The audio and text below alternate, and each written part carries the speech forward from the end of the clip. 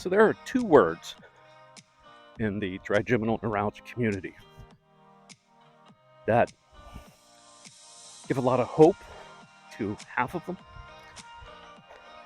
For the other half, scares the bejesus out of them.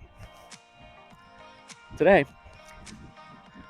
we're going to talk about microvascular decompression.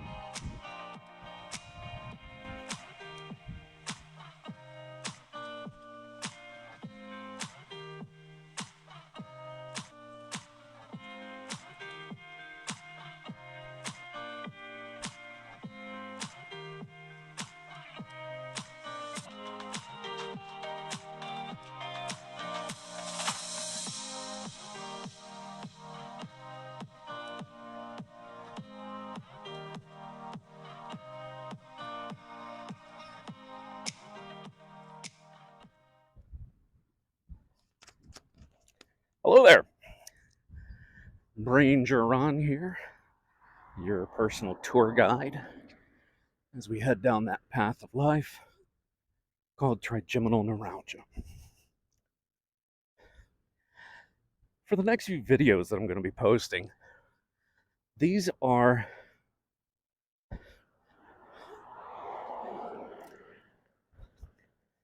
based on comments that you have sent to me, either on the Facebook page here or through some of the social groups, communities that I belong to online.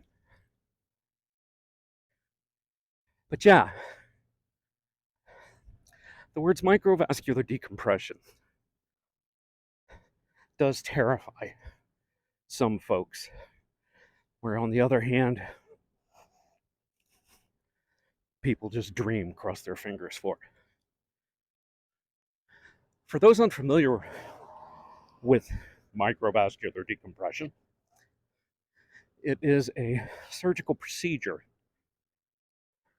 that you can take in hopes of fixing or at least partially remedying the effects of trigeminal neuralgia. Before I go into the microvascular decompression, real briefly, I want to talk about two other procedures that are quite commonly done in the community. And if you do talk to a neurosurgeon, they might suggest these two as alternates to the microvascular decompression. It's really up to them. They'll sit down with you. They will look at your history, your symptomology, and really from there we'll decide what you're a better candidate for. Now, the first procedure, it's called a rhizotomy. And the rhizotomy involves taking a needle and injecting it right through your cheek. And on the first video that I did, showed you sort of the inside of a skull, a whole bunch of little holes through the skull bones. And the reason why they want to go through your cheek is they want to properly line you up to one of those holes. And from there, they can send a needle up right next to the trigeminal nerve and do one of two things. One is called a balloon compression, where they will inject a tiny little balloon through the needle. Once they get up to the nerve, they will inflate it, which will separate the nerve from whatever is affecting the nerve.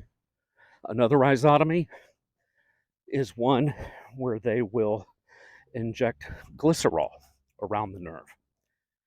And the idea behind that is that the glycerol will, sorry, we have a little bit of traffic going through here as I'm walking. The glycerol will sort of numb the nerve a little bit. Won't kill it.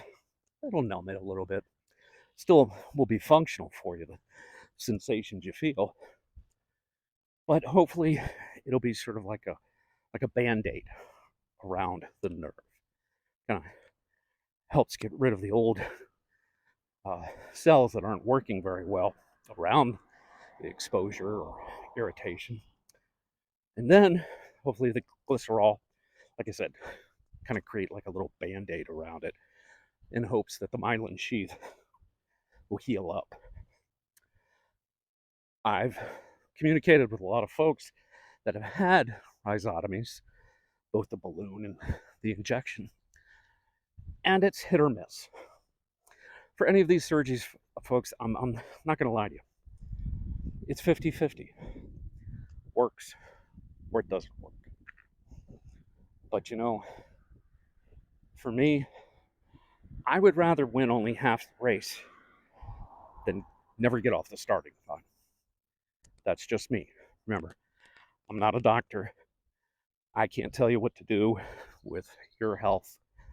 I just want to kind of throw out what I've learned, what have I experienced. The second procedure is called gamma knife.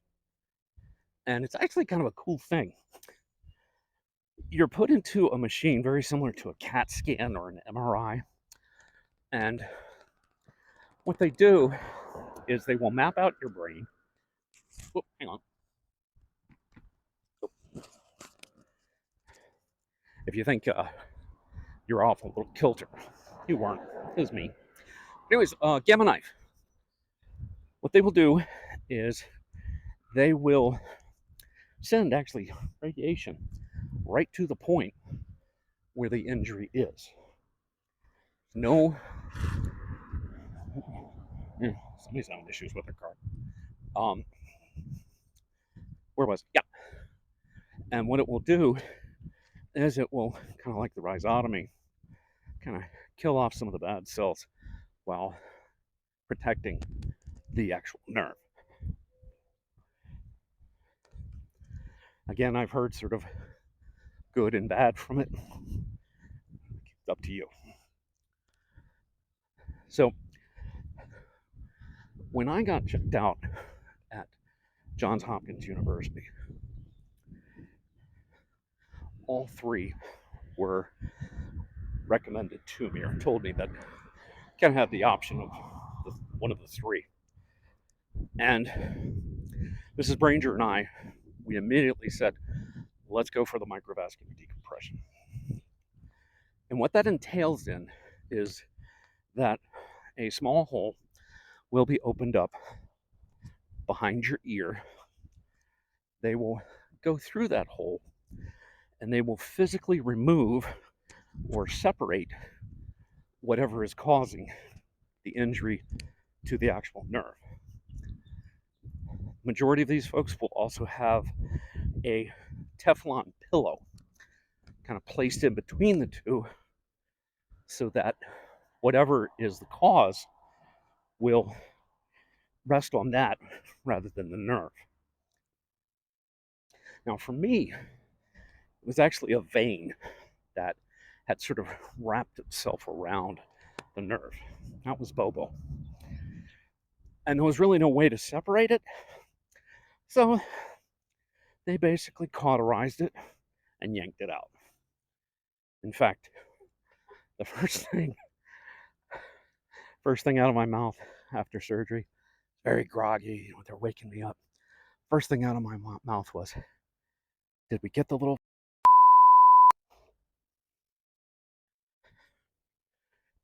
And they did. So let's talk about preparing for a microvascular decompression. Let's say you've gone to a neurosurgeon. They've said, all right, this is a procedure that we want you to do, what we recommend. You say, let's do it. Usually there's a wait. And, folks with TN, we know it's a patience game. Fortunately, being a government employee for almost 30 years, I know how to wait.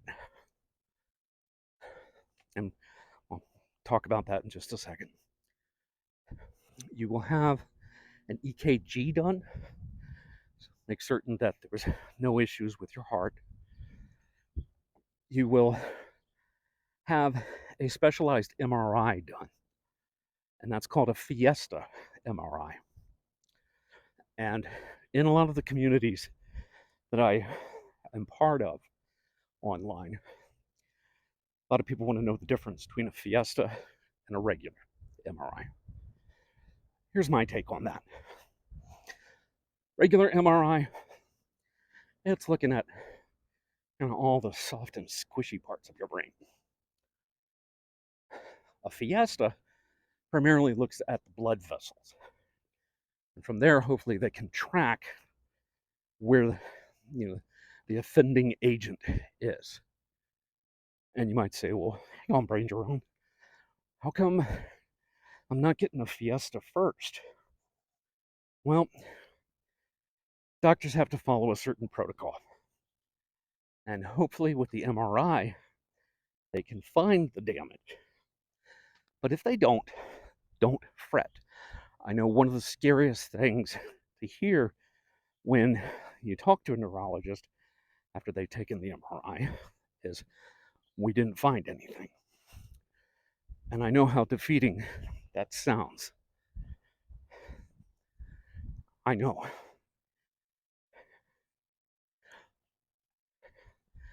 Doesn't stop the neurosurgeons. I mean, trigeminal neuralgia is identified mostly through symptomology. And with the MRI, they're primarily looking for other reasons rather than, that could cause the pain rather than just the compression. So, helpful little hint. Once you do have that MRI and they say, we haven't found anything, hopefully, and again, not a doctor, I don't want to give you bad advice, but say, well, isn't that a sign, that something else other than MS or Lyme's is affecting the nerve? Yeah. Be your own advocate here, folks. Be your own advocate. All right, so let's say you have been set up for a surgery date. You have the EKG. Now, for myself, the Fiesta MRI was done the day before. And they did that for a very good reason. When they were doing the MRI, they actually had my head sort of isolated. It wasn't in a bird cage or anything like that. They just put a whole bunch of pillows around me to make certain I couldn't move my head. And they put these markers around my face and the side of my face. Kind of looks like a little pack of Oreo, or not Oreos, Lifesavers blew up and just stuck on my face. And from that, they were able to look at it and say, yep, there's your Bobo. And when I went into surgery the next day, they looked at the images that was taken the day before, using those Lifesavers as sort of focus points. And from there, I kind of helped them kind of guide their way to try to find that vein. For the surgery itself, you'll show up several hours before the surgery, check you in and all of that, get you prepped up in the room, and there you wait until your surgery time. One of the nurses gave me some really good advice, and dang it, she was spot on too. She told me that pretty much every single patient that she's dealt with when it comes to a microvascular decompression will have one of their worst flares right there in the hospital. Now, why does that happen? Couldn't tell you. Could be nerves, anxiety, I don't know. Could just be your trigeminal neuralgia. They just wanted to go out in style They do call it flares, so hey, why not? For the surgery itself, they will wheel you into the operating room, and once they knock you out, that's when they start doing a lot of the preparation. Now, first and foremost, folks, do not shave the area that they're going to go into. Do not. I don't care if you did it 2 hours before the surgery. Don't shave. They will do it. And the reason being is they want to make certain they have all the elements of hair removed, because they don't want to have like any kind of ingrown hairs or anything on your skin that could cause possible infection. All right. Don't shave. All right. They're also going to put your head, you're already out. All right. They're going to put your head in a halo, so you can't move your head, which is a good thing. I mean, if you really think about it, they're going to be putting stuff in, inside your noggin, and you don't want your head flopping all over the place. So yeah, they're going to isolate your head so you have a very, very good, clean shot for the incision and for the bone removal. From there, they will catheter you up. In fact, I got to be honest with you. First things out of my mouth when I woke up was not, did we get the little? It was, I got to pee. And they said, hey man, you're all set up. Go ahead and pee. I mean, you're going to be peeing and not even know it because you're in a catheter. But for the surgery, they will make a very large incision. And this is what surprises several folks. They will see sort of a 5-inch incision line. And the reason why they're doing that is that they want to make certain they have all the skin pulled away so they have direct access to the bone. And I'm going to stop here for just a second because I'm going to put up my little tripod. It's a little warm out there, so I'm going to sit and have the pretty fountain right behind me. So hang on a sec.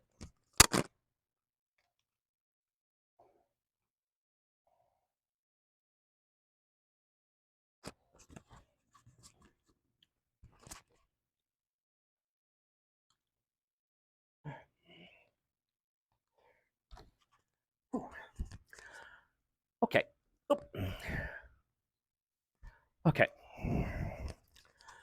So they're going to make that incision, well, I'd say about maybe 2 inches above your ear, and then kind of come down right around where your jawline begins. Okay. And they'll pull away the skin, and then they will remove the bone. Now, they're just not going to toss it. You're not getting a plate or anything like that. They're actually going to utilize that bone to make it into a cement to patch you right back together. Or at least that's what happened in my case. So they went in, they found Bobo, they realized they didn't need the Teflon pillow. They cauterized Bobo, they pulled it out, and they kind of patched me right back up. All in all, from what my wife tells me, the surgery itself, maybe 2 hours, maybe, but expect to be, it's going to be an all-day affair for you. All right. In fact, tell you one quick story. Right before they put me out, they were prepping me all, and they're asking me, what's my name, what's my birthday, what day it is. You're going to get that like 20 different times from 20 different people, and they all have to do it. I know you'll get frustrated on that, but they have to do it. Everybody has a job to do. Everybody has paperwork to do, to follow through, make certain that everything is okay. All right. So right before they knocked me out, and I was in a gonzo flare. I mean, it's just boom, boom, boom, zap, zap, zap, zap, zap, zap, zap. And as I said before, it was almost impossible for me to speak. But I kind of waved the surgeon down to me. And he like, oh, and I asked him, serious face. And he knew I was in pain. He knew it hurt me for talking. But I looked at him. I said, how soon can I laugh after this? And he, through the mask, I could just see his eyes go, huh? And he said, well, you should be able to do it, the moment you wake up. He said, well, why do you want to know that? I said, well, I don't want to pop the cork. And the anesthesiologist and a couple of nurses, chuckled a little bit. And my surgeon, incredible man, very serious man. Of course, for what he's doing, you got to be serious. And he actually reminded me, he said, one thing that you might not want to try to do is make your surgeon laugh right before he begins the surgery. And I looked at him and said, good point. And I don't remember anything else after that. I was out. But yeah, you got to go in with a sense of humor. I know it's going to hurt, guys. I know it's going to hurt. Look for what's on the opposite side of that surgery. I know it sounds, again, some frightening from something scary. They're not, it's brain surgery and it's not brain surgery, okay? They're not going to go into the brain. They're just going, from that surgery point, they're going like this far in. I mean, it's nothing. It's nothing. All right. They're not going to jab into your brain or anything like that. So I know that's a big scary point for a lot of people. It's not. All right. When you wake up, you'll be in a recovery room for however long. For me, it was a couple hours. They were trying to get a room for me. And, frankly, guys, I was like, it's been a long day. I'm just going to sit here and, let's kind of take it in. Expect a little bit of nausea, and that's from the anesthesia. When they did have a room ready for me, and they were wheeling me into, through the hospital. At that time, we did not know I had the vestibular migraine issue, which really screws up your vertigo. And I'll tell you, for years, I would get dizzy very quickly. And from the trip, from the care unit to my room, yeah, I got very nauseous. Expect to throw up. That's just part of the game, guys.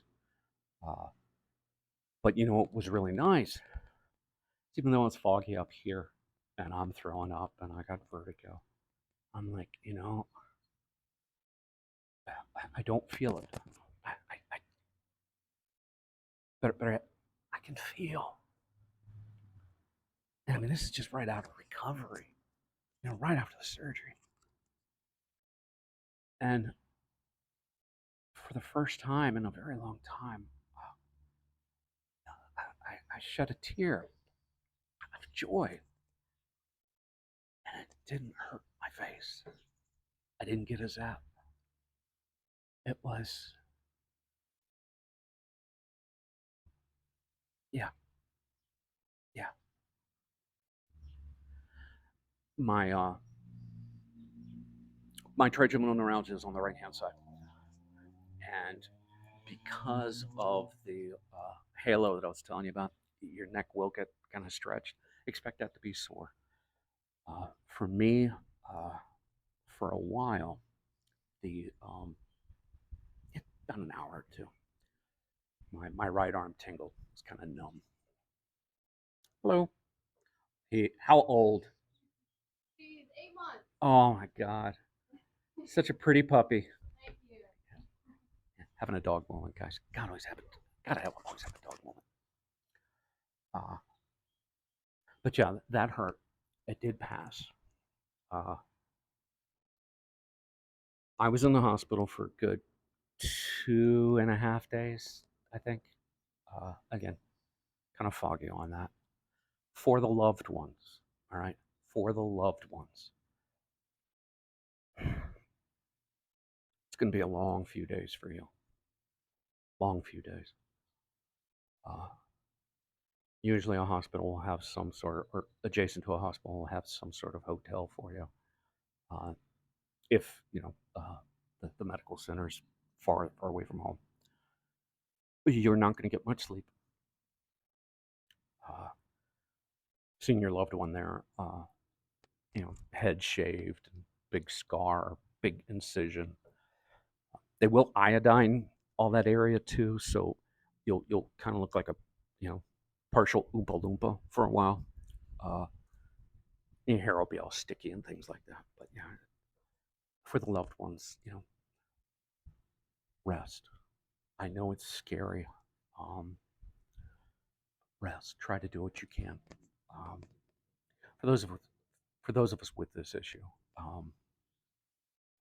we know we can't do it alone, and we rely on our friends, our family, our spouses, our loved ones, our children. It affects you just as bad as it affects us. Uh, you know, I caught myself once or twice, and I feel very bad about this. Telling my wife, well, you don't understand what it's like. And I looked her in the eye and I saw the pain in her eye. I was like,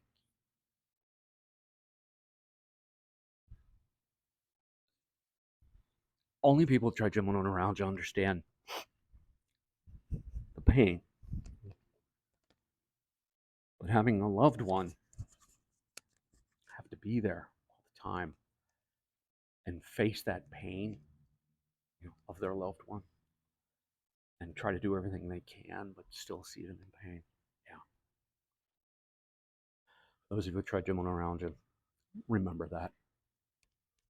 We have the pain, but they have a pain that's just as bad. It really is.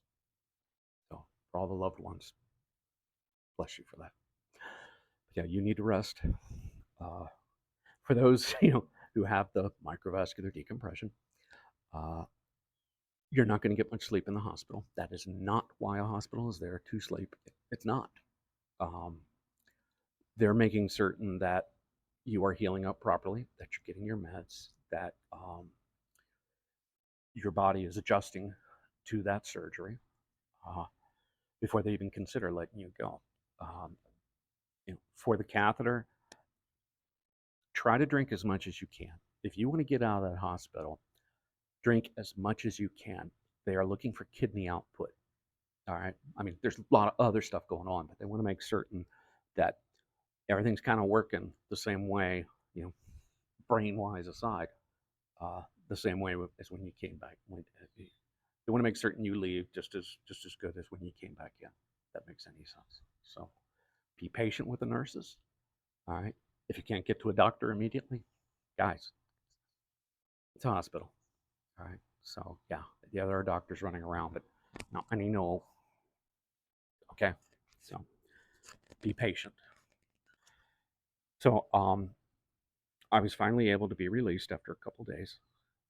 It was a long drive home.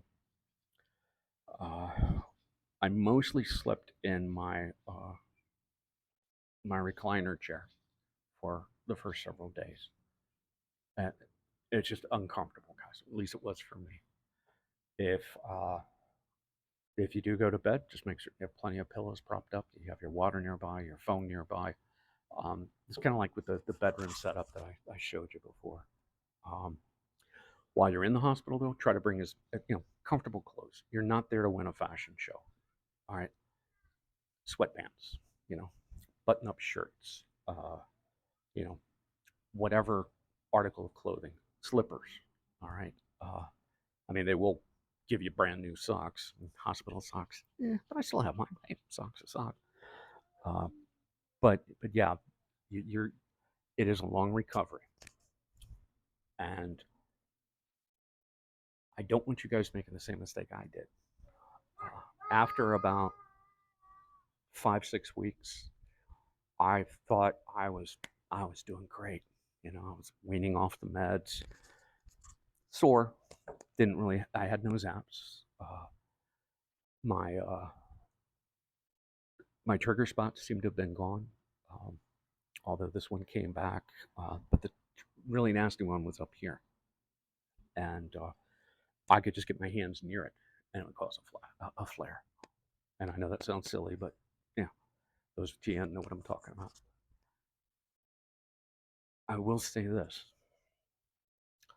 after, 2.5 days in the hospital and a couple days, at home, I was like, I gotta get clean, and we thought about, a sponge bath or wash, wipes, and it's like, no, no, I want to take a shower.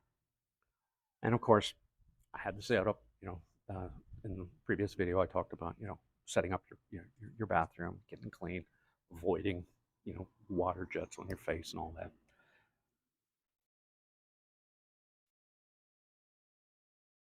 I always would wash my head last, and because Bobo came back, I do again. Uh, I always would do it last just in case, it triggered a flare. And I was showering and showering. Of course, I had all this iodine goop on my head. And it was just driving me nuts. And hair's all tacky and stuff. Nope. But I got in there, and I was able to wash my head, my hair. Actually, the water. Oh God! And I started laughing hysterically. I mean, it was just, I couldn't stop. It was just, all of that had been stuck in here for so long. And it was gone. Oh God, it was gone. And it was so relieving. So it was worth it right there. But I just say, don't push it. I made the bad mistake. I tried to push it. I had my surgery on Valentine's Day, 2019, and ruined that holiday forever for us. But if you kind of look back at the calendar in the news, we actually were able to get in, just squeaked under before COVID lockdown hit. And when I returned back to work as Ranger, it was COVID. And we had a setup, I guess we had a setup where we could still interact with the visitors outside, but we still had distance. And I wanted to go back, just raring to go, wanted to go back 5 days a week, 40 hours. My neurologist kind of grabbed me by the scruff of my neck, said, "You're not going to do that." And they did try bringing me back in slowly, like 3 days, worked 4 hours each day. Basically, I was covering lunch shifts. And from 12 hours, we went to 16 hours, 24 hours, blah, blah, blah, blah, blah. But the thing was, is I was so thrilled to be back at work. I was doing so much more than I should have. And I'm not saying that's how I relapsed again with Bobo, but it did contribute. Yeah. Yeah. I mean, I'm not trying to downplay this surgery, guys. I mean, it's not like just putting on a Band-Aid on a boo-boo and saying, okay, it is an invasive surgery. And it's go slow. All right. Go slow.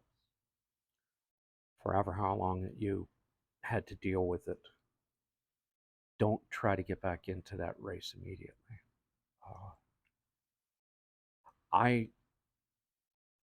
Again, we didn't know about the vestibular migraines, and that caused some issues a couple months in back to work.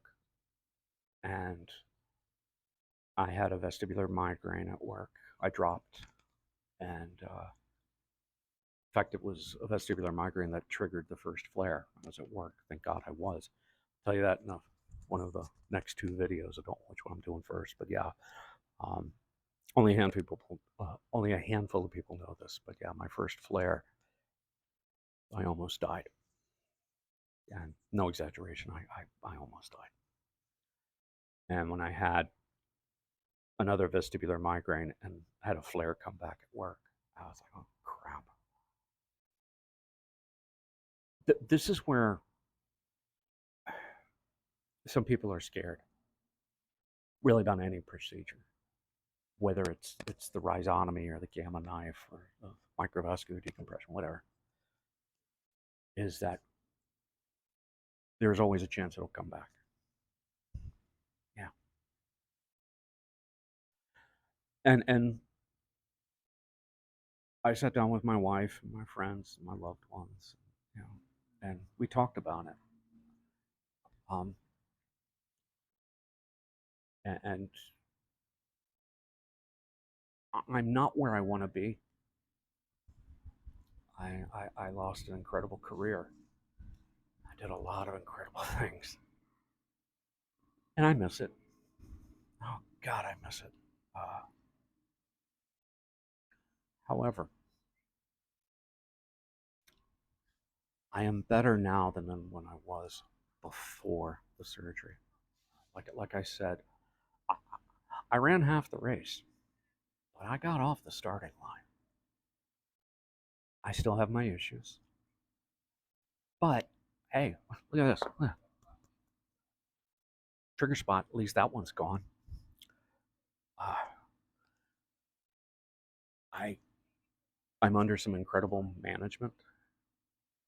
I still can't go to work, but I won't lie. I don't flare as much as I used to.